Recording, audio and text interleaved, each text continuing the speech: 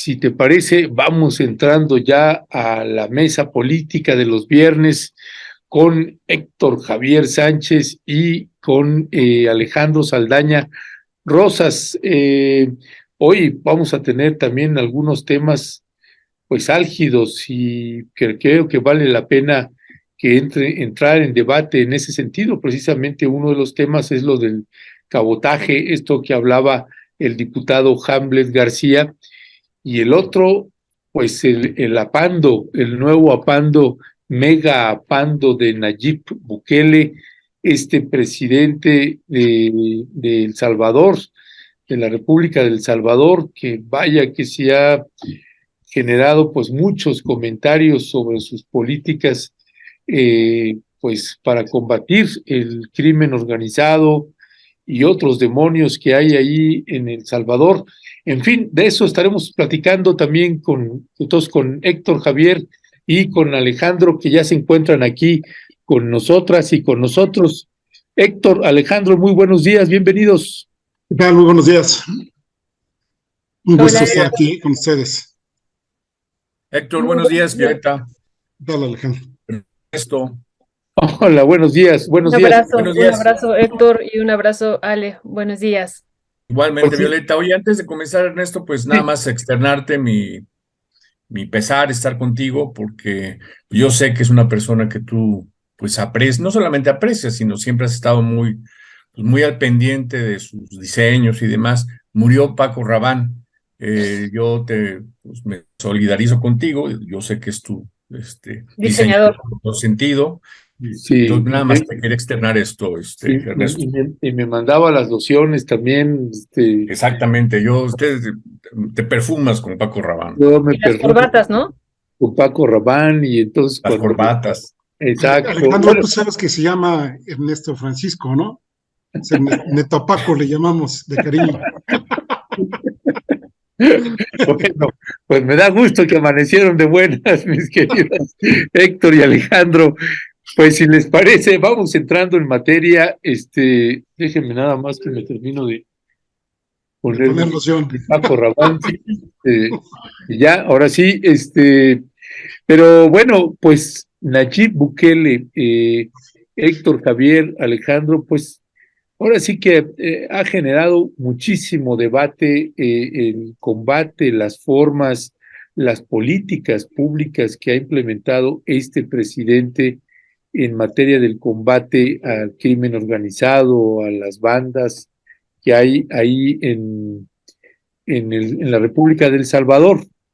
Y por un lado, pues es el dictador, por un lado es el represor, y por el otro lado, pues dicen, pues la gente celebra sus políticas, en fin, hay campañas de un lado y de otro, y me parece importante, lo platicábamos Violeta y yo, que hubiera pues un ángulo también, poder colocar pues estos elementos, porque cuando mencionamos Nayib Bukele, también en el chat de nosotros dice, pero vénganse a vivir acá y a ver si siguen opinando lo mismo. En fin, son los contrastes, y ahorita pues está anunciando Nayib Bukele con bombo y platillo pues el nuevo centro penitenciario antiterror para combatir el terrorismo en El Salvador.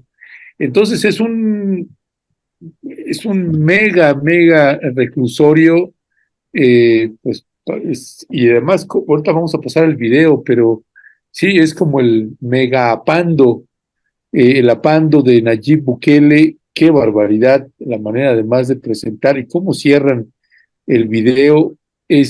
Me parece, para un tema para abordarlo a profundidad. Así que si les parece, vamos a ver este video, el apando de Nayib Bukele, y regresamos a comentar.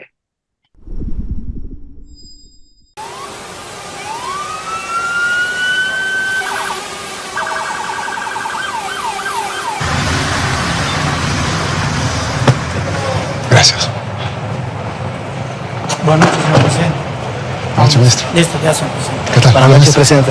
Buenas noches, director. Buenas noches, señor presidente.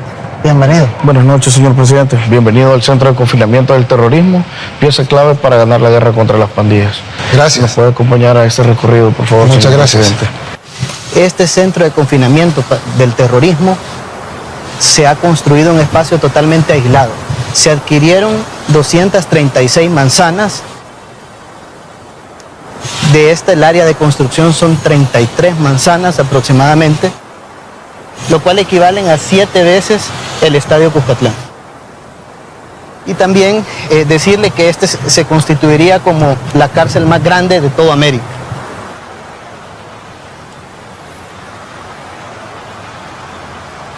Si me permite también mencionarle, es de que aquí van a haber fábricas en las cuales ellos van a estar trabajando a diario.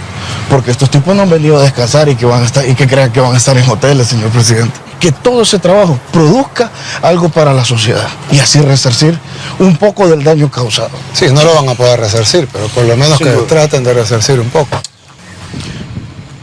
Pelotones, alto. En guardia. En avanzada.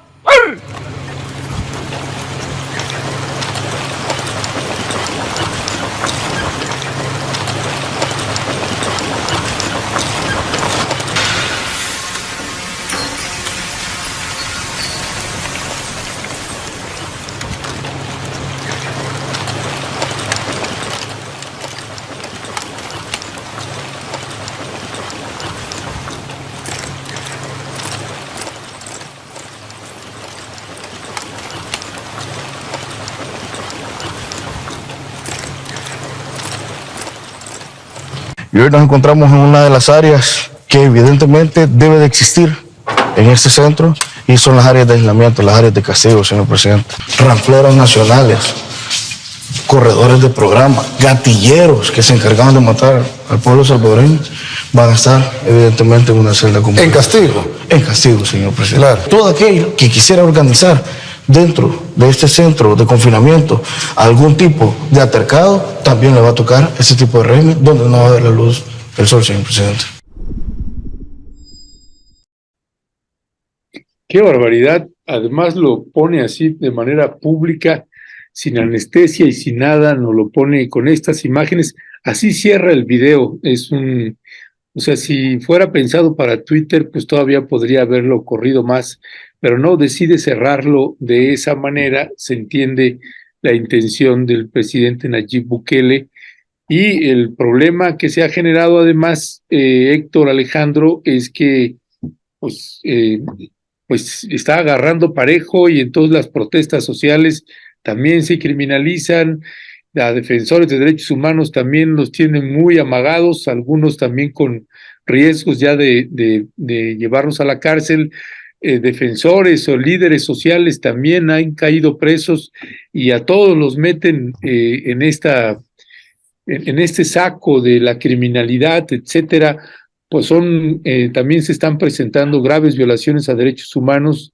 Nayib Bukele, en entrevistas también muy confrontador, dice: pues ustedes nada más defienden los derechos humanos de los delincuentes y no de las víctimas. Y en fin, ahorita mismo en los comentarios de la audiencia dicen: pues está bien que dice que los metan a la cárcel, son criminales, etcétera, etcétera. ¿Qué decir al respecto, Héctor Javier Sánchez?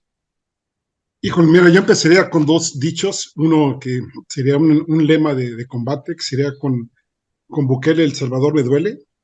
Y respecto a lo que tú decías, obviamente, pues la población vive allá en El Salvador ya muy atemorizada, y ahora sí que calladito te ves más bonito, ¿no? El Salvador tiene 90% de la deuda. Se considera actualmente que es uno de los países más igualitarios en términos económicos ahora sí que del mundo inclusive. Tiene más o menos, que te digo, pues un promedio o una tasa de personas presas de 600 por cada 100,000 habitantes. Es la más alta de todo, ahora sí que de todo el planeta. Parece que solamente se va por ahí por Turquía. Y efectivamente Bukele metió un régimen de excepción allá en marzo del año pasado, donde pues básicamente podemos decir que este régimen es de represión, persecución y estigmatización, y que se va además por otras zonas, ¿no? Por ejemplo, no hay control de procesos, no hay, digamos, no hay rendición de cuentas en el uso de los recursos para, por así de cómo lo está gastando el gobierno de Bukele. Se supone que ya bajó la tasa de teoría de 103,000 homicidios por cada 100,000 habitantes, la bajó a 0, lo cual pues es poco creíble. Por supuesto sí que la disminuyó, pero con esta falta de confiabilidad y con esta falta de derecho a la información que se tiene en El Salvador y con el control que tiene de los medios, pues es muy difícil saber. Además, entre las linduras que ha hecho Bukele es, por ejemplo, que aquellas personas que mueren en enfrentamientos con policías o con las Fuerzas Armadas, pues no son consideradas dentro de las estadísticas de crímenes violentos. Entonces, cosas muy, muy lamentables, de verdad, muy preocupantes. Insisto, yo tengo la oportunidad pues, de colaborar con varios colegas de El Salvador y todos están muy atemorizados. En mí, por ejemplo, para el programa de Mirada Crítica, ninguno se ha animado pues, a declarar lo que luego hablamos ahora sí que en Petit Comité. ¿Y por qué? Pues ahí se puede detener arbitrariamente a cualquier persona, no hay derecho a la defensa, hay una criminalidad básicamente, pues ahora sí que pareja para toda la población, no hay garantías al debido proceso, no hay libertad de movimientos ni de asociación, es decir, se ven enseguida como pues, si hubieran ahí pues, reuniones para desestabilizar al gobierno, hay un abuso del poder muy, muy marcado, un uso de las fuerzas que pues no tiene ahora sí que parangón alguno, y aquí hablo de la Policía Nacional Civil, de las Fuerzas Armadas y del Poder Judicial, de muchas desapariciones forzadas también en El Salvador, y como tú lo decías, no solo es el problema que supuestamente Bukele es el que está enfrentando, que es el de las maras y el de las pandillas, sino también contra la disidencia, ¿no? Por ejemplo, inclusive temas económicos como el uso del Bitcoin, donde pues algunos analistas estaban acusando de posibles fraudes que había ahí y por supuesto de corrupción. Es el caso de Luis Alexander Rivas, que mandó por ahí un Twitter con una foto de los hermanos de Bukele, y pues eso le costó que lo acusaron de desacato. Y nada más algunas cifras, por ejemplo, al 12 de septiembre, habría que actualizarlas, había 52,549 personas presas sin órdenes de captura y ni garantías al debido proceso. Es decir, parece que hay muchas de estas detenciones que son de manera arbitraria y al menos se han documentado 3,186 denuncias por este tipo de procesos. Las cárceles, hasta ahora con esta megacárcel que están haciendo, pues no, los presos no tenían buena calidad del agua, no había buena alimentación, no había servicios sanitarios, no había la atención médica adecuada, de tal manera que al 25 de agosto, por ejemplo, se habían reportado 73 muertes dentro del sistema penitenciario salvadoreño, de los cuales por lo menos 35 fueron por tortura o violencia y otros 22 por negligencia médica, y del resto, como pues hay mucha desinformación y mucha opacidad, no se sabía bien claramente qué estaba sucediendo. Entonces, sí, efectivamente, por un lado, Bukele ha disminuido los índices de criminalidad que había en El Salvador, pero el costo me parece ser que ha sido mucho más caro de lo que pues, podríamos permitir en una sociedad en donde pues deberían de adoptarse otro tipo de medidas y no ser únicamente punitivas, no ser únicamente del uso de las Fuerzas Armadas, sino ver estructuralmente pues qué ha pasado, porque ahora lo que ha hecho Bukele sí es disminuirlo, pero silenciar y por supuesto poner en una situación, pues no sé si compararla con la de Hitler en su momento, donde las poblaciones judías y otro tipo de poblaciones pues prácticamente no podían moverse, no podían hacer algo que los pusiera en riesgo, donde desafortunadamente, insisto, mucha parte de la población salvadoreña se encuentra en esta situación, y obviamente con el control de medios seguramente que debe tener adeptos Bukele, pero ya también hay por ahí voces de alarma que dicen que cuando la popularidad de Bukele se termine, pues ahí vamos a ver más la presencia de las botas del ejército salvadoreño. Muchas gracias, Héctor, por esto que nos estás compartiendo, por este contexto y por estos datos que nos estás comentando. Pues hoy el presidente mencionó a Monseñor Romero, ¿no? Digo, en otro contexto, pero nada más como anécdota también de recordarlo, lo mencionó hoy en la mañanera, pero bueno, esa es una anécdota y que creo que es interesante porque estamos discutiendo de El Salvador. Y bueno, este video que hemos compartido con la audiencia, ya ahorita tú nos dirás, Alejandro, pero al final nos recuerda a la Pando de José Revueltas, ¿no? Realmente es tremendo la imagen que vemos al final y como dice Ernesto, con esto cierra el video. Y bueno, pedir tu valoración, Ale, sobre esto que vimos, este video, pero estas declaraciones que también hizo a través de su cuenta de Twitter el presidente de El Salvador, diciendo en el mismo sentido del video, ¿no?, que se convierte en el país más seguro de América Latina. Decía era uno de los más inseguros, ahora se convierte en el más seguro, y dice él, ¿cómo lo vamos a lograr? Pues metiendo a los criminales a la cárcel. Y bueno, a mí me llama la atención y que quiero pedir tu valoración, cómo cierra el mensaje. Una obra de sentido común, ¿no? Así lo cierra este Twitter que emitió en este contexto. ¿Qué decir sobre esto, Alejandro?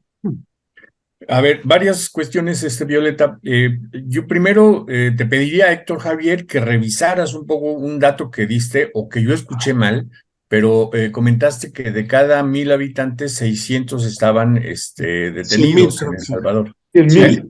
100,000. De cada 100,000. Es que habías comentado yo, o escuché mal, 1,000, entonces de cada 100,000, 600, que es una tasa de cualquier manera altísima, ¿no?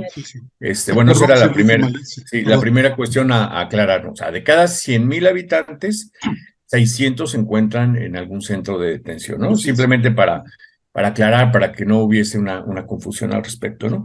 La segunda cuestión, Violeta, pues qué bueno que lo traes a colación, la menciona a Monseñor Óscar Arnulfo Romero, porque bueno, hay que poner, digamos, el contexto de la situación salvadoreña actual, pues hay que remitirnos a hace 40 años, quizás más de 40 años, ¿no? Y el evidente caos que resultó de la guerrilla salvadoreña, o más bien de la guerra en El Salvador, y el fracaso finalmente de las dos fuerzas políticas que de alguna manera estuvieron representando a las dos, digamos, las dos opciones políticas más fuertes en la posguerra, que fueron el Frente Farabundo Martí para la Liberación Nacional y Arena, la partido de derecha, ¿no? Alianza Republicana Nacionalista, y que de alguna manera se estuvieron alternando el gobierno de El Salvador durante varios años, ¿no? Pero lo que es evidente es que ha habido un proceso de descomposición social extremadamente grave, ¿no? Probablemente solamente Honduras acusaría un deterioro de la calidad de vida y del lazo social similar al de El Salvador, ¿no? En donde pues ni las opciones de izquierda ni las opciones tradicionales de derecha fueron capaces, digamos, de darle un cauce institucional y de resolver muchísimos problemas que tiene este pequeño país, que hay que subrayar. Es un país muy chiquito, 21,000 kilómetros cuadrados aproximadamente. México tiene cerca de 2 millones de kilómetros cuadrados, entonces, para tomar un poco esta referencia, ¿no? Y bueno, y en ese escenario en donde durante los últimos 40 años, 30 años, ni la izquierda representada por el FMLN, ni la derecha tradicional representada por Arena, lograron pues construir alternativas de vida económicas, evidentemente también en materia de seguridad, institucionales, etcétera, para los poco más de 6 millones de habitantes que tiene El Salvador, ¿no? Y es así, en esa coyuntura, como surge este partido que lleva a Bukele a la presidencia, denominado Nuevas Ideas, ¿no? Que llama mucho la atención el nombre del partido, Nuevas Ideas, porque, bueno, primero, porque se presenta como una alternativa, insisto, a la derecha tradicional y a la izquierda, digamos, tradicional, ¿no? Pero es una opción de derecha y que de Nuevas Ideas, francamente, pues no se ve por dónde, ¿no? O sea, muchas nuevas ideas, construir una pandote, como bien señalaba Ernesto, pues no se puede decir que sea como una idea muy, muy innovadora, muy novedosa, ni nada por el estilo, ¿no? Ahora, yo entiendo mucho y creo que es algo que difícilmente podemos calibrar desde nuestro mexicano domicilio, los niveles altísimos de inseguridad que se han vivido durante décadas, ¿no? En El Salvador, sobre todo por el fenómeno que es mucho más complejo que un simple dato delincuencial, que es el fenómeno de las maras, ¿no? Mara Salvatrucha, la MS-13, Barrio 18, como las más conocidas, ¿no?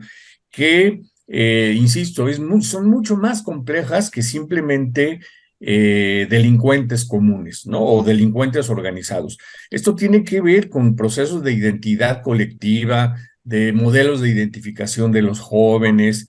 Obviamente tiene que ver con el trasiego de armas, de drogas y de personas en toda la región, no nada más en El Salvador, ¿no? O sea, está bien documentado que muchos de estos grupos, los mareros, pues sirven de enlace de grandes grupos de narcotraficantes entre ciudades de Estados Unidos y de América Latina, El Salvador, Colombia, etcétera, etcétera, ¿no?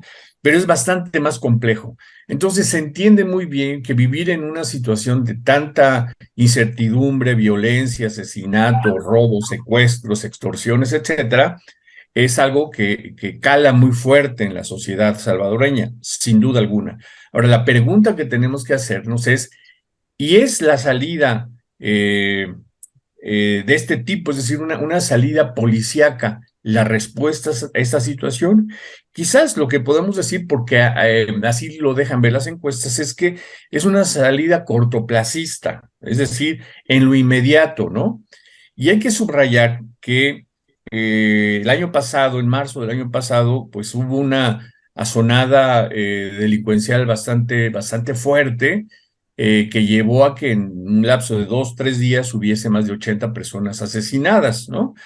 Por eso Nayib Bukele implementó un estado de excepción, prácticamente un estado de sitio, en cuyo contexto tenemos que entender este centro de confinamiento del terrorismo. Llama la atención también el nombre, ¿no? Confinamiento del terrorismo, sí, sin averiguar más nada, sin presunción de inocencia, sin absolutamente nada, pues ya se les está diciendo que son terroristas y por ahí van a granapando, ¿no?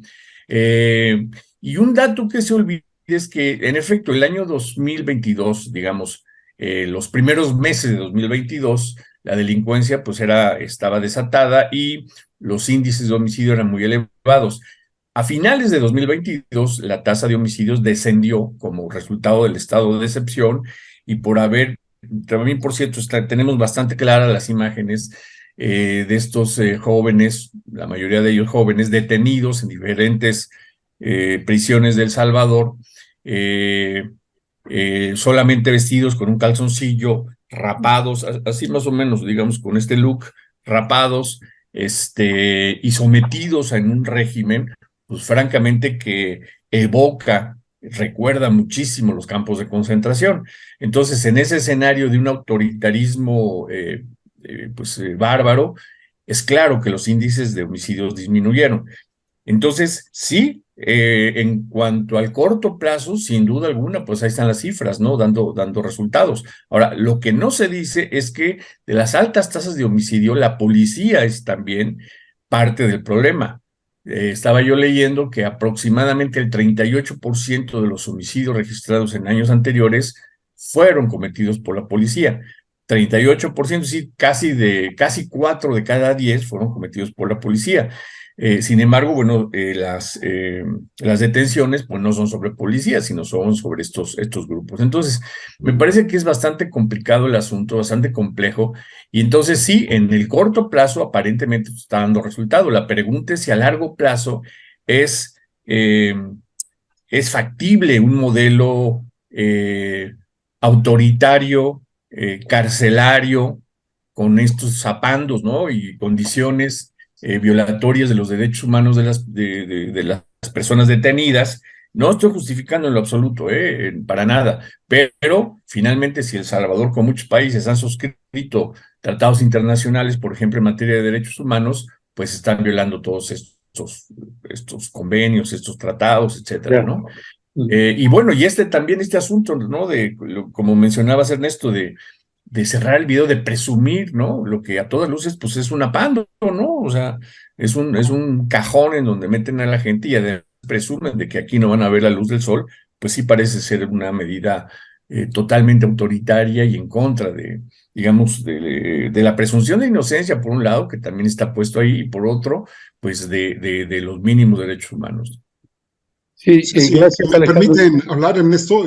Sí, nada más déjame comentar algo al respecto a propósito de la audiencia. y de esto último que comentaba Héctor, y ahorita le complementas, por favor. Sí, este video como cierra, públicamente está diciendo, aquí vamos a violar los derechos humanos de manera flagrante. Y entonces, y yo aprovecho también para comentar esto que había señalado hace un rato, de que cuando abordamos ese tema, es como si abordáramos el tema de San Juana Martínez o algo así, brincan y empiezan a atacar o a criticar, etcétera. Pero me parece que como fenómeno y como parte del análisis está muy bien, ¿no? Por ejemplo, dice, bueno, María, nuestra querida María, de ahí que vive en Los Ángeles, pues dice, no, bueno, ella de una manera mucho más, muy respetuosa, como siempre es María, dice, pues varios conocidos que tengo acá de El Salvador, pues están de acuerdo con estas políticas y están contentos de que pues ya se agarre a toda esa gente. Y Valentín Ruiz, ¿no? Dice, estoy con Ernesto, que les hagan un hotel 5 estrellas y comidas de primera. ¿Y qué más te gustaría, Ernesto? Digo, porque son muy buenas personas. Y dice, vivo en California, muchos salvadoreños, amigos, compañeros de trabajo, todos muy contentos con los resultados, entonces sería bueno saber sus contactos, porque mi opinión es la de un ciudadano salvadoreño. Y dice José Wongo Bañuelos, sí, Valentín Ruiz, yo también tengo amigos en la construcción y no opinan como estos que nunca han trabajado con el pueblo. Y dice Guadalupe López, así es, Valentín, opinan desde una oficina con aire acondicionado, que opinen los salvadoreños en su país, es su país y su presidente. Y me parece interesante estos comentarios, más allá de que hablan también desde un ángulo y, por ejemplo, pues que si hablamos desde un aire acondicionado, que si nunca hemos trabajado con el pueblo, pues primero tendrían que informarse, y de trabajar en zonas de alto riesgo, también tendría que informarse antes de hacer ese tipo de aseveraciones de las personas que están comentando esto, porque es claro que hablan sin conocimiento de eso.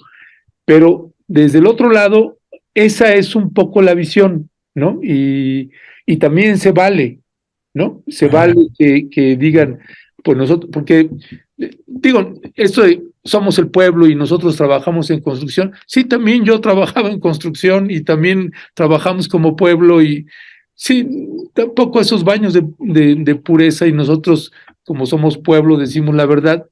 No, nosotros también somos y también estamos en campo y también nos tomamos riesgos en nuestro trabajo.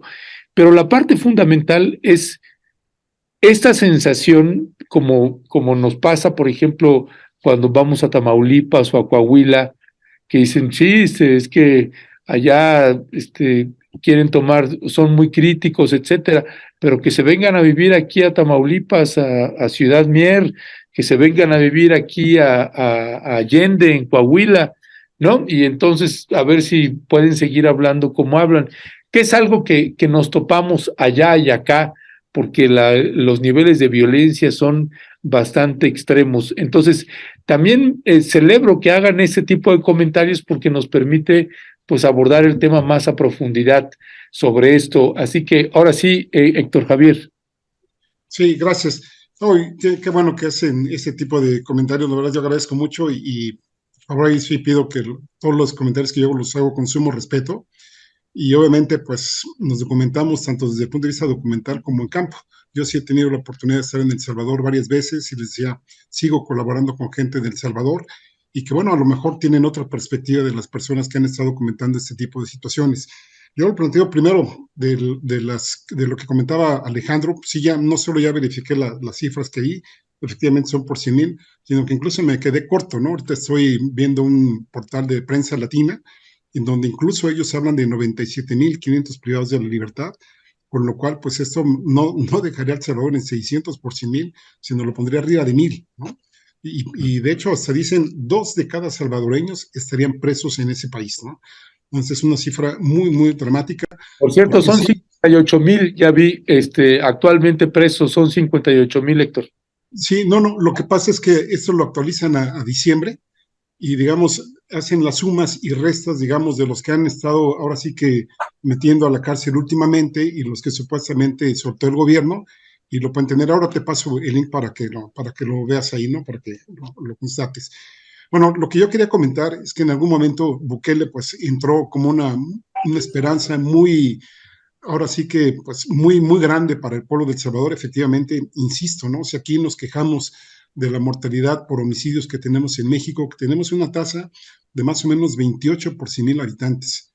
Hay quien la ubica en 32. Vamos a suponer que está en ese intervalo entre 26 y 32, pero es que El Salvador tenía arriba de 100 por 100,000 habitantes, es decir, muy, muy alta, altísima. Imagínense, pues prácticamente 4 veces más a la que tenemos aquí en México, y lo mismo sucede en Honduras, pues de ahí eso explica tanta migración junto con la pobreza que se tiene de estos países centroamericanos en busca de llegar a Estados Unidos.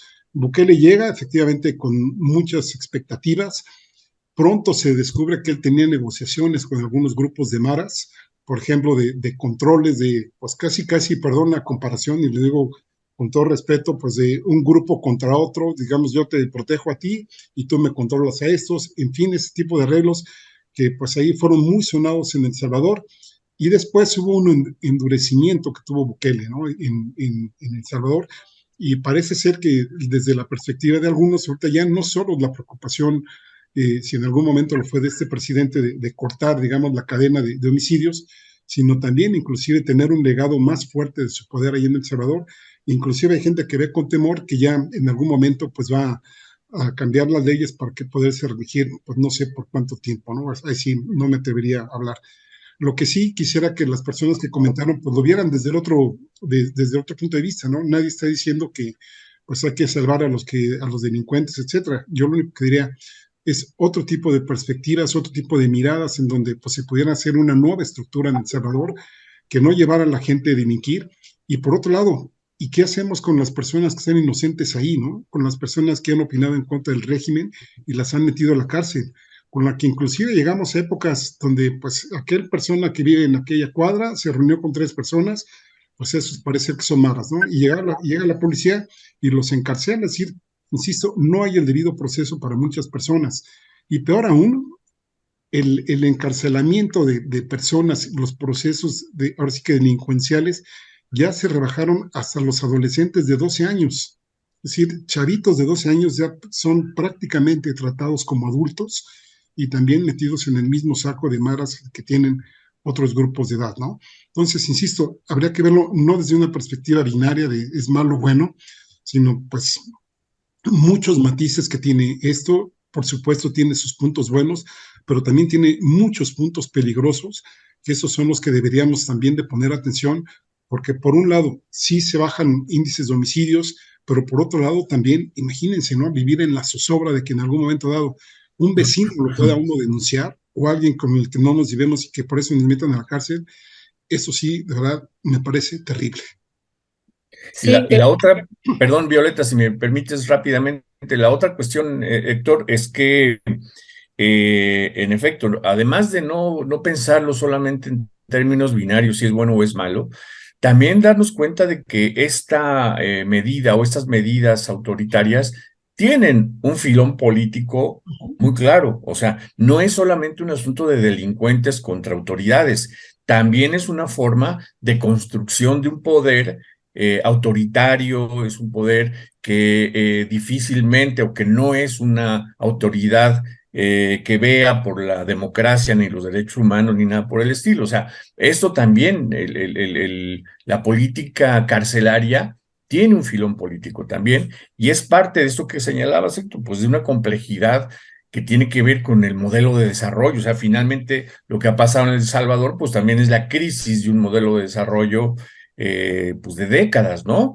La presencia de estas grandes compañías desde pues, los años 60, 50 del siglo pasado, responsables de golpes de Estado prácticamente en todo Centroamérica, ¿no? La famosísima United Fruit Company, ¿no? Que tan malísimos recuerdos tiene, ¿no? ¿O cómo se llamaba la otra? Bueno, no me acuerdo, se me olvidó, ¿no? Entonces, también tiene que ver con esto, con los modelos de desarrollo. En ese sentido, el presidente López Obrador tiene total razón que no es posible lograr una paz y condiciones de vida más seguras para la población si no hay desarrollo económico. Pues sí, eso tiene absolutamente toda la razón, ¿no? Entonces, nada más era apuntar esto de que estas medidas carcelarias apandistas tienen un filón político y que también, pues, los grupos opositores, sindicalistas, la disidencia, está en riesgo ante un gobierno represor como el de Bukele, ¿no? Muchas gracias, Alejandro. Entonces ahora le pregunto a Héctor o a los dos, ¿no? No, sí, está bien. Pero a mí hay algo que me llama mucho la atención y que ojalá y podamos reflexionar. Esto que tú dices ahorita, Alejandro, tiene elementos políticos, pero también económicos, ¿no? No hay que olvidar que una gran parte de las cárceles de América Latina en este contexto neoliberal se privatizaron y se vuelven grandes negocios, en verdad, grandes negocios. Eso por un lado. Y lo otro, bueno, ahí no sé ustedes cómo lo valoran y cómo lo podemos analizar. Esto que se dice son cárceles en esta particular que se vuelve la más grande para América Latina, donde van a entrar más de 44,000 personas. Ese es el dato, ¿no? No sé si ustedes también tienen ese dato. Más de 40,000. ¿No? 40,000. Y hablan de 40,000 terroristas, ¿no? Así. Y bueno, uno de los grandes objetivos, también como estamos leyendo y como se compartió en el video, es ponerlos a trabajar, ¿no? Entonces, bueno, también hay varios elementos aquí económicos que están, insisto, el gran negocio de las cárceles en este contexto neoliberal.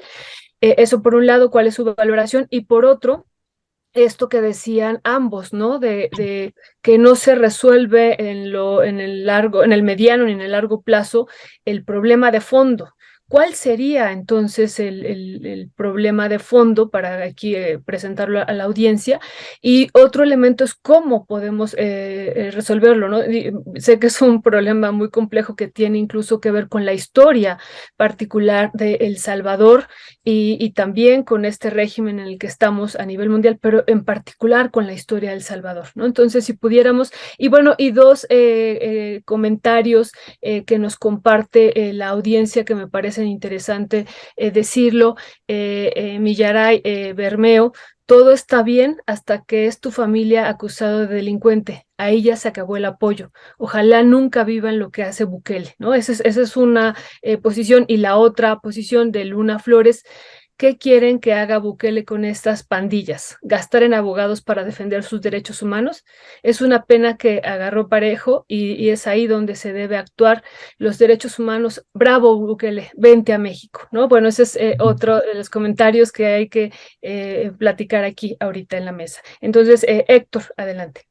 Sí, bueno, hace rato que estaban recordando al obispo Óscar Arnulfo Romero, habría que recordar también a los jesuitas, habría que recordar también esta película de Voces Inocentes, donde pues nos mostraba el horror, ¿no? Que se vivió mucho tiempo en El Salvador, ¿no?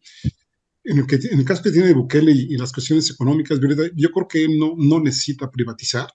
Ahorita, digamos, con los mecanismos que tiene su gobierno, no hay control alguno, insisto, no hay ninguna transparencia en la rendición de cuentas, puede ejercer el presupuesto como él quiera, y en ese sentido, pues los mensajes que manda a la población es que, pues ahora sí que su gobierno es el que va a regir ahí, ahora sí como diría el clásico de Calderón: haya sido como haya sido, y ahí está, ¿no? Y me parece que es un mensaje muy intimidatorio para que precisamente del primer comentario que tú estabas hablando, pues la gente diga, ¿no? Bueno, si en algún momento puedo criticar a este gobierno, pues me puede pasar a mí, ¿no? Y creo que en ese sentido, pues sí, que va a tener mucho control de la población, no sé por cuánto tiempo. A mí me parece que es pues un autoritarismo ahí muy, no tan disfrazado, pero digamos, sí muy asertivo, digamos, para que la gente, pues más o menos, pues esté muy tranquila, y en ese sentido, pues ahí sí está agarrando parejo, ¿no? Y sí estoy de acuerdo en que, pues efectivamente, ¿no? Cuando una persona inocente lo vayan ahí a agarrar, pues a ver cómo le pasa, porque, a ver cómo le va a ir, ¿no?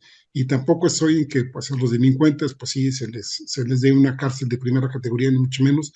Creo que hay procesos, insisto, y esto pasaría por cambiar las estructuras, lo mencionaba yo hace rato, Y aquí, pues también de refilón, habría que ver la parte que tiene Estados Unidos.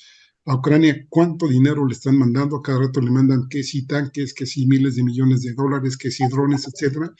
Y esta administración de Biden no ha sido capaz ni siquiera de soltar 4,000 millones de dólares, digamos, para reforzar la parte que tiene que ver con la creación de industrias, con la creación de fuentes de empleo, que pues hagan ahora sí que pues más sobrellevadero los niveles de vida en El Salvador. Y miren que estamos hablando de un país muy pequeño, pero que supuestamente los indicadores macroeconómicos reconocidos por el Banco Mundial hablan que muy poca proporción de la población está en niveles de pobreza. Me parece que lo ubican ya en este gobierno del 23% y un todavía porcentaje menor de los que están en pobreza extrema, pero habría que medir, digamos, lo que es la calidad de vida y el nivel de vida, y por ahí, en ese sentido, pues darles oportunidades, sobre todo a las poblaciones más jóvenes, para que no se enfrasquen en este tipo de situaciones. Y yo iría en algún momento dado por operaciones más quirúrgicas, es decir, más específicas, y no agarrar sobre la población, ahora sí que, pues, de manera general. Gracias, Héctor Javier. Pues sí, es un tema, y retomo también algunos de los comentarios, por ejemplo, como de Nora Brie, que ciertamente eso es lo que pasa, pues no lo vemos, pues anunciando programas sociales, fortaleciendo la seguridad social, la salud de la población, sino que todo se centra en su campaña de seguridad. De hecho, en la CELAC, el vicepresidente Ulloa de El Salvador, su exposición fue esa. Y bueno, pues imagínense que además la ofertan.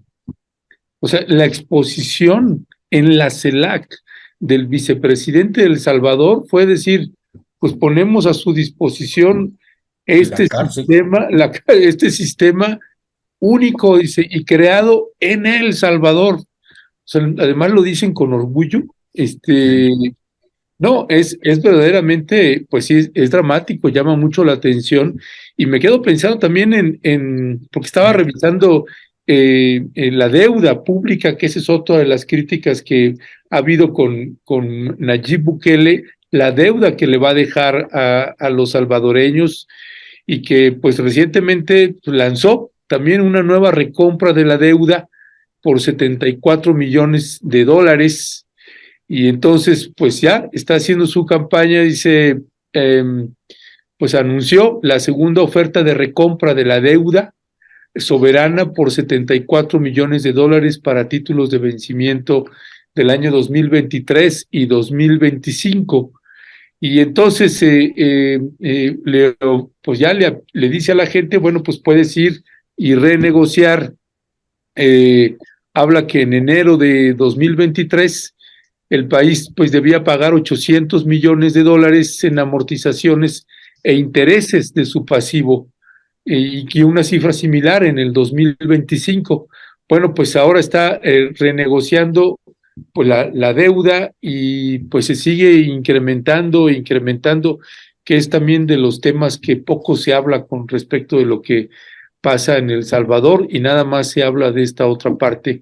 Era un elemento que quería comentar. Si tienen algo más que añadir sobre el tema, si no pasamos al siguiente. Rápidamente, no olvidemos, y eso no es un asunto que yo invente, es un asunto que está demostrado a lo largo de muchos años y en muchos contextos, en muchos países, que el origen de muchos de estos grupos de delincuentes tipo maras son los escuadrones de la muerte, son grupos militares, es gente que viene de la policía. Digamos, en el caso mexicano, el más conocido es el de los Zetas, cuyo origen pues fue militar, pero no es el único. O sea, integrantes de Fuerzas Armadas y Policíacas, pues prácticamente hay en todos los grupos, en todos los cárteles, ¿no? Y en este caso, el origen de Mara Salvatrucha, de MS-13 y todos estos grupos, está muy vinculado con los escuadrones de la muerte. Entonces, estas medidas dictatoriales, autoritarias, etcétera, aparentemente dan respuesta a crisis de seguridad. No digo que no, o sea, dan respuesta, pero a mediano y largo plazo, pues también posiblemente se está sembrando la la semilla de problemas similares a futuro, a más largo plazo, ¿no? Nada más lo quería comentar para que no olvidemos que estos grupos en gran medida surgen de las propias Fuerzas Armadas y policíacas. Sí, ese es un buen dato, Alejandro. Realmente, por eso decimos todo esto tiene que ver con la historia de El Salvador y que pues la solución no es el castigo, digámoslo entre comillas, a través del encarcelamiento, ¿no? Eso no va a ser la solución. Bueno, vamos a pasar al otro tema. Héctor, esta propuesta que se hace a partir de esta ley de aviación que se está proponiendo y que abre la posibilidad de, e incluso se maneja así como una política de cielos abiertos y otro elemento importante que hay también aquí es estas libertades del aire que se proponen así en algún sentido, ¿no? ¿Cuál es tu balance y qué opinarías sobre estos dos elementos que se están planteando en esta, en este planteamiento en torno a uno, que lo que hay de fondo es fortalecer el turismo y dos, apoyar el desarrollo de nuevas terminales aéreas, en particular del AIFA, Héctor? Mira, a mí me hubiera gustado que en algún momento dado se buscaran otra serie de alternativas. Me parece que la opinión ahora sí que depende a quién le preguntaríamos, ¿no? Por ejemplo, Vancomer, pues sale que las cosas van muy bien, etcétera, ¿no? Que qué bueno que están haciendo, que nos van a bajar los precios de las líneas aéreas en México, que por cierto son muy abusivas, sobre todo, por ejemplo, en el caso de Aeroméxico, donde no sé por qué motivo, a ver si alguien lo sabe, por ejemplo, Aeroméxico vuela a algunas ciudades, por ejemplo, Campeche, donde solo vuela Aeroméxico, en San Luis Potosí creo que también, y o vuelas por ahí, ¿no? Y si vas de sitios cercanos, pues está bien, ¿no? Que te vas por tierra y ya está, pero si vuelas desde sitios lejanos, pues ahí sí ya cambia el panorama, ¿no? Entonces, por ejemplo, leía yo las declaraciones de José Humberto Gual Ángeles, no sé si le suena el nombre, este es el secretario general de la Asociación de Pilotos y Aviadores, la ASPA, que fue excomandante del avión presidencial durante varios sexenios, y él mencionaba que, por ejemplo, esta sería una medida muy infortunada, que abriría, por supuesto, las puertas que tienen que ver pues, a la aviación extranjera, y que el famoso cabotaje, que consiste en que líneas aéreas de otros países pueden hacer vuelos internos aquí en nuestro país, y que eso afectaría, por ejemplo, a la capacidad de empleo que tienen las empresas mexicanas, que no podrían competir con empresas, por ejemplo, estadounidenses y de otros países que tienen una flota aérea mucho mayor a la que se tiene aquí en México, ¿no? Por ejemplo, este comandante o excomandante hablaba, que por cierto es nieto de Felipe Ángeles, que es el nombre del aeropuerto que le dieron ayer que se hizo los Puertos Zumpango, ¿no? Bueno, hablaba de 15 millones de personas que dependen de empleos directos, más otros 10 millones que dependen de empleos indirectos, y hablaba de que esta empresa aeronáutica en el país más o menos aporta el 3.5% del Producto Interno Bruto, que es muchísimo, la verdad es que es muchísimo. Entonces, pues ahí habría que tener cuidado, digamos, en el impacto que pudiera tener en esta situación, y además se mencionaba el efecto que pudiera tener en la aviación privada. A lo mejor ese pues no nos golpea ahora sí que a los que de alguna manera por necesidad volamos de vez en cuando por avión, pero por ejemplo, se mencionaba que en la aviación privada, pues somos ahora sí que la cuarta potencia, digamos, a nivel mundial en cuestiones de líneas ejecutivas. Y aquí estoy hablando de taxis, estoy hablando de helicópteros, estoy hablando de ambulancias, que si se abre este tipo de situación, pues si irían a Estados Unidos, se registrarían allá, en donde tienen que pagar menos seguros y menos impuestos. Entonces, pues ya con la concesión de allá, o digamos, o con el registro de allá, vendrían aquí a hacer sus operaciones, con lo cual inclusive el gobierno mexicano pues recaudaría menos impuestos, ¿no? Por ejemplo, en este terreno, Estados Unidos y Canadá suman más o menos 380 unidades que no se tienen aquí en México, y en las cuestiones que tienen que ver con cabotaje, hay varios países que lo tienen prohibido o lo tienen muy limitado. Por ejemplo, Estados Unidos opera con ciertas regulaciones muy estrictas. En Perú abrieron, digamos, el cabotaje y parece ser que tronó la línea aérea Aeroperú, que es la que operaba allá. Entonces, sí que puede tener beneficios para la población de hacer más accesibles los vuelos, pero por otro lado también puede tener un impacto muy importante, digamos, pues en la economía de las líneas aéreas, que ya de por sí pues han sido muy golpeadas. Recordemos ahí que Calderón desapareció Mexicana de Aviación. Primeramente, bueno, se le entregó a Gastón Azcárraga, un empresario hotelero, y después, bueno, pues ya sabemos con Mexicana Link, etcétera, pues todo lo que sucedió en ese momento. Aviaxa también, ¿no? Aviaxa, sí, pues varias, ¿no? Ahí están ahí, ¿no? Entonces, no sé, a mí me hubiera gustado un proceso de negociación más, pues no sé si más severo, más estricto, más fuerte, más de apoyo, para que pues se reforzaran aquí en México esas líneas aéreas, se crearan más fuentes de empleo aquí en el país, pero no sé qué tan estrictos sean también los dueños de estas compañías aéreas, que pasó en muchas ocasiones del todo o nada, ¿no? O me das todo esto que te pido o nada, y entonces en ese momento pues llegan un endurecimiento de las dos partes y pues nos llegan este tipo de situaciones. Una iniciativa que, por cierto, ya fue enviada por ahí el 15 de diciembre a la Cámara de Diputados con el nombre de la Ley de Aviación Civil, y que pues esperemos que lo razonen bien y que en algún momento pues sea el menor de los males. Me parece que para donde se mueva uno va a tener un impacto negativo en uno o en otro sector. Y bueno, gracias Héctor. Alejandro, en ese también mismo sentido, y bueno, José lo comenta, es el mismo argumento que el Uber en Querétaro. Y bueno, nada más a usted, si nos está escuchando, si no está tan familiarizado con el tema de lo del cabotaje y esta propuesta que, tratando de resumirla, es que en México actualmente pues las líneas extranjeras no tienen permiso de realizar vuelos internos dentro de la República Mexicana, es decir, de la Ciudad de México a Guadalajara o Monterrey, etcétera, o Reynosa o cualquier otra ciudad. Y esta propuesta pues implicaría que estas líneas aéreas de otros países pues ya podrían hacerlo y entonces no estar atado o supeditado, como ponía el ejemplo Héctor Javier Sánchez hace un momento, de pues que pues vuelas por Aeroméxico porque es la única línea aérea que vuela a determinado lugar y vuelas al costo que te lo dan y no hay manera ahí de, los encarecen muchísimo, además de toda una serie de restricciones que luego tiene uno, que si pagas te quieren cobrar que por cada kilo que quieres subir, pues todo un negociazo ahí. Pero bueno. Hasta el asiento, ¿no? ¿Dónde te quieres ir, no? Sí, y además tienes que ponerte bien trucha a la hora de querer elegir que no te claven el asiento o que no te claven un seguro, etcétera, etcétera. En fin, pero resumidamente esto del cabotaje es para estos vuelos internos. ¿Qué decir al respecto, Alejandro? Pues varias cuestiones, ¿no? Ya apuntaba Héctor un poco la posición que tiene ASPA, ¿no? La Asociación Sindical de Pilotos Aviadores.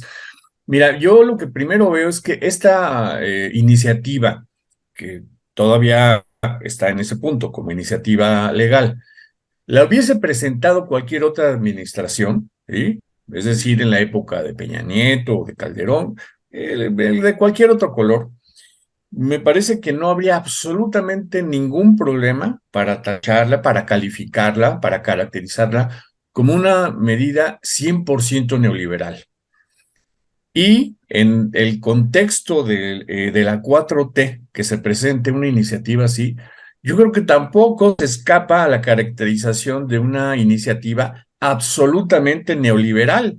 No tiene vuelta de hoja. O sea, la idea, supuestamente, el argumento para hacer esta iniciativa es el descenso de precios, es decir, la competencia. A mayor competencia, mayor acceso a precios para la población, mayor calidad, etcétera. Es decir, es un argumento absolutamente neoliberal por los cuatro costados, y aquí que me digan que no, que esto es una acción de izquierda, etcétera, por favor, pero no. Esto es neoliberalismo en estado puro.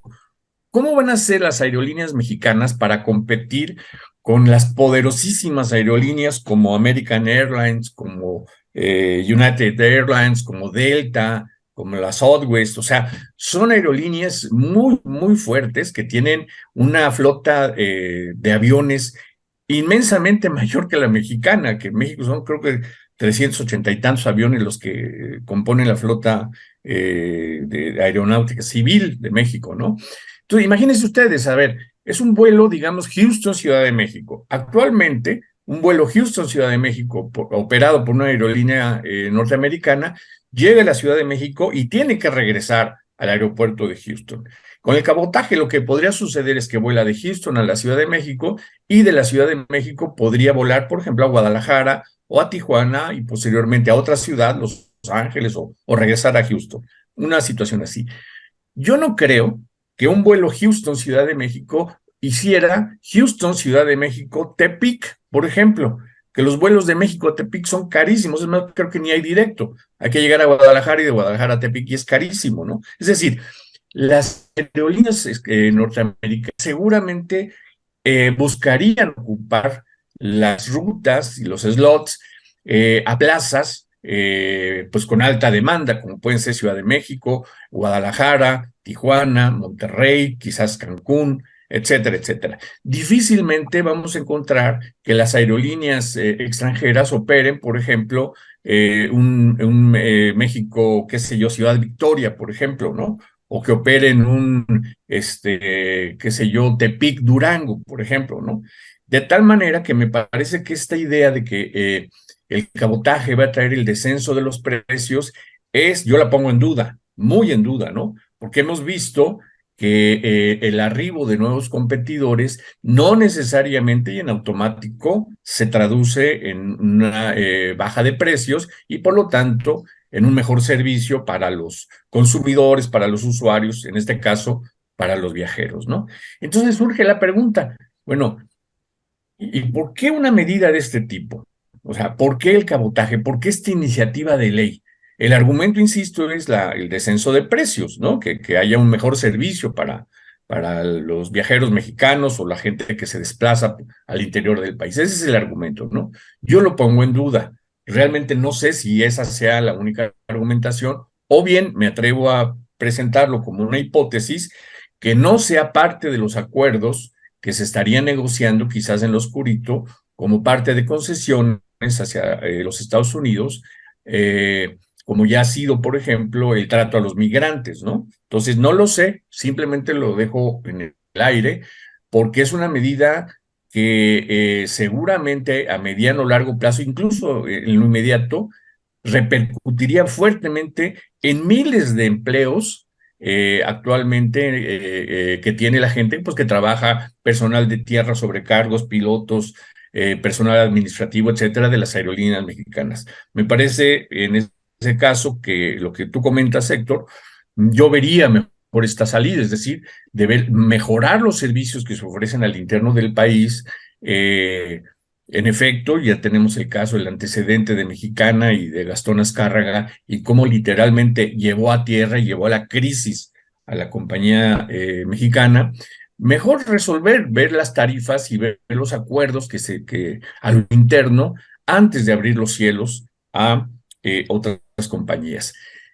Es muy sencillo, o sea, si esto fuese una mejor opción, seguramente en los Estados Unidos, ¿no? Ya se estaría dando, y los Estados Unidos son absolutamente celosos de su espacio aéreo, ¿no?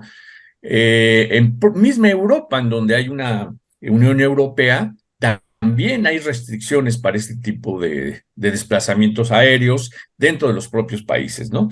Entonces, si fuese la panacea, seguramente en los Estados Unidos, seguramente en otros países ya se hubiese implementado, y no es el caso. Lo que estamos viendo es una medida que pone en riesgo no solamente miles de empleos ocupados actualmente en la industria aérea mexicana, sino también la soberanía sobre los propios cielos. Si la Constitución dice que México es un país soberano y dueño del territorio y del subsuelo y las costas, etcétera, y del espacio aéreo, por algo, por ejemplo, también las radiodifusoras, el espacio radiofónico o televisivo es una concesión. Bueno, con esto se pone muy en riesgo también la soberanía sobre el espacio aéreo. Entonces, me parece que es una medida profundamente conservadora, ¿sí? Aunque irónicamente parezca lo contrario, no lo es, y profundamente neoliberal,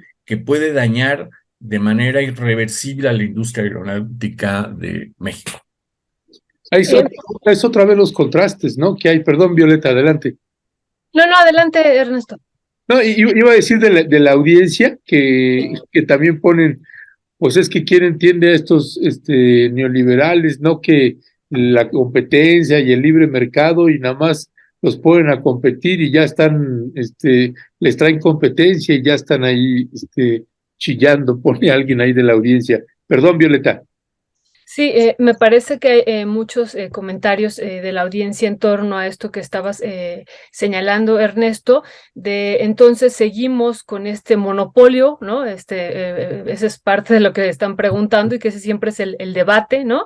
Y bueno, hay un comentario que me llama mucho la atención de Aide Rodríguez Rosales. Entonces nos seguimos aguantando el abuso de Aeroméxico.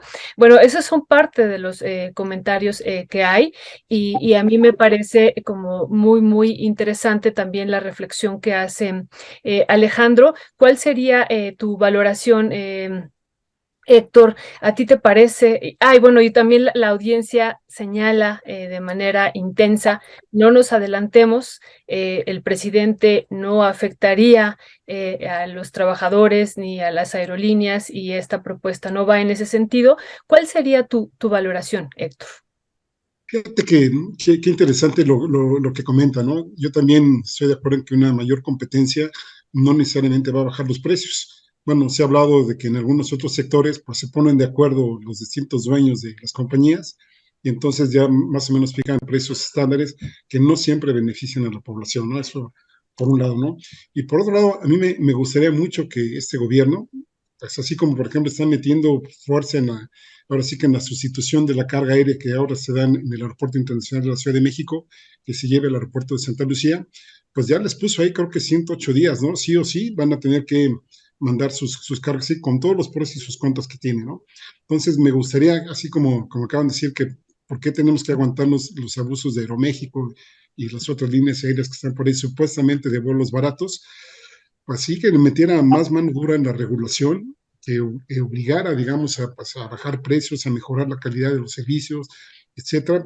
Por ejemplo, no sé, a mí siempre digamos, nos hemos preguntado por qué el mismo trayecto, que si lo compras un mes antes o 2 meses antes, te vale cierta cantidad, y si lo compras 2 o 3 días antes, ya te vale 10 veces más, ¿no? Incluso un vuelo que te sale 2,000 pesos, te puede salir en 17,000, 18,000 pesos si lo compras de un día para otro.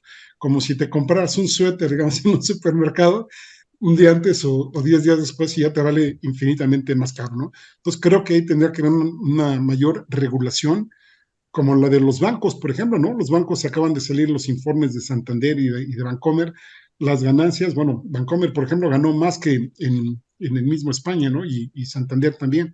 Entonces, en estas líneas aéreas creo que sí, hace falta más mano dura, más negociación, y una de las críticas que, digamos, que se le hacen a la oposición, ahora sí que del posicionamiento, valga el juego de palabras que se le hacen al presidente López Obrador, es que prácticamente pues, no ha tocado a las grandes empresas ni con el pétalo de una rosa, ¿no? Estructuralmente están igual, no les ha aumentado impuestos, no les ha creado ahora sí que impuestos especiales sobre las ganancias desaforadas que tienen algunas empresas, se los ha mantenido igual, y creo que a lo mejor este podría ser un buen momento, digamos, para a lo mejor antes de decir, bueno, si no te ajustas a estas cosas, ahí te van, digamos, las competencias externas, ahora sí que a ver si como roncas duermes, ¿no? Porque así tal como están las cosas ahora, pues ahora está permeando las declaraciones que hablábamos de este comandante José Humberto Gual, que pues ya está comparando al presidente López Obrador con el Santana Aéreo, ¿no? En algún momento le declara al Universal que así como nosotros peleamos en la tierra por el litio, por los minerales, etcétera, que somos muy nacionalistas, en el espacio aéreo, pues ya se está convirtiendo esto en el nuevo Santana. Y me parece que no tendría que ir por ahí, sino buscar en la mayor medida de lo posible pues, el beneficio de la mayor parte de la población y que pues las líneas aéreas también ahí le entren con su cuerno, como diríamos vulgarmente, y que pues lleguemos a un muy buen arreglo antes, digamos, de efectuar esta medida, que sí, efectivamente creo que perjudicaría a los empleos. Esperemos que en algún momento también beneficie a la población y que tengamos servicios de mejor calidad, no con tantos retrasos y también, por supuesto, pues más baratos. Pues gracias, Héctor, y gracias, Alejandro. Pues de hecho, estás respondiendo un poco estos planteamientos que finalmente, por ejemplo, hace Diego Ramírez o Magu SW, que es, dice Diego Ramírez, bajar tarifas es el objetivo, ¿no? Y Magu dice, el beneficiario va a ser el consumidor, ¿no? Y lo que estamos planteando aquí es si esa es la forma o si, vaya, hay otros mecanismos que también tendrían que regularse y que podría hacerse sin afectar a tantas personas como lo han ido desarrollando acá los compañeros y las compañeras. Pero en fin, son los ángulos que pues queríamos colocarles. Sabemos que el tema da para más, pero pues ahora sí que se nos acabó el tiempo, ya nos tomamos un montón de minutos de más. Así que mi querido Héctor Javier, mi querido Alejandro Saldaña, muchísimas gracias. Un abrazo, Héctor, Alejandro, que todo vaya muy bien. Muchas gracias, buenos días. Y nada más rápidamente, Ernesto, porque yo sé que tienes el tema en la agenda y estás preocupado. El día de ayer en la Serie del Caribe, México le ganó a República Dominicana. Los Cañeros de los Mochis le ganaron a los Tigres del Licey. Nada más porque sé que estabas angustiado y hoy juega México contra los Wildcats de Curazao. Yo sé que estás preocupadísimo por el tema. No pasen por televisión. Ya te mantengo al tanto. ¡Qué emoción! ¿No pasen por televisión? Gracias. No, De verdad, estaba no muy pasen por televisión, preocupado Alejandro, por los la Serie del naranjeros. Mira, me parece que lo están pasando por Sky. Entonces, quien tenga Sky lo puede ver. Ay, ahorita me voy a contratarlo. Ahorita me voy a contratar Sky. Héctor, ¿nos puedes actualizar de los Pumas, por favor? No, ya, vamos, adiós. Ya nos están esperando. Ahí nos vemos. Córtalo. Como decía Derbez, córtale, mi chavo, córtale, mi chavo. Buen día. Sí. Hasta luego. Chao, chao.